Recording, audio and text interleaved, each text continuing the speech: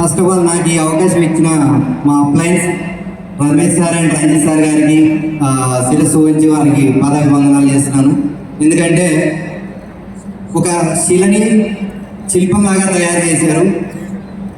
10th వరకే చదువుకున్న తర్వాత ట్రాక్టర్ డ్రైవర్గా నా కెరీర్ స్టార్ట్ అయింది 600 రూపాయలతో.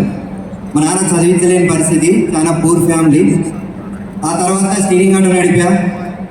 తర్వాత లారీకి క్లీనర్గా వెళ్ళాను, అదే లారీ మీద డ్రైవర్ అయ్యాను. తర్వాత ఇక పిల్లనిచ్చే పరిస్థితి లేదని చెప్పేసి లారీ మానేసి మా ఊర్లోకి వచ్చి ఒక డోజర్ ట్రాక్టర్ కొనుక్కొని వ్యవసాయం చేస్తున్న టైంలో మా మేడంతో మ్యారేజ్ అయింది. ఆ తర్వాత దాన్ని కూడా ఫైనాన్షియల్ తీసుకుపోయారు. ఆ తర్వాత మా ఊరి నుంచి నర్సంపేట నిజామాబాద్ హెయిర్ బస్ నడిపారు. అప్పుడు నా జీతం 6,000 రూపాయలు 2012లో. అప్పుడే మాకు ఒక బాబు. వెస్టేజ్లోకి వచ్చిన తర్వాత కూడా పూరి గుడిసెలోనే ఉన్నాను. 2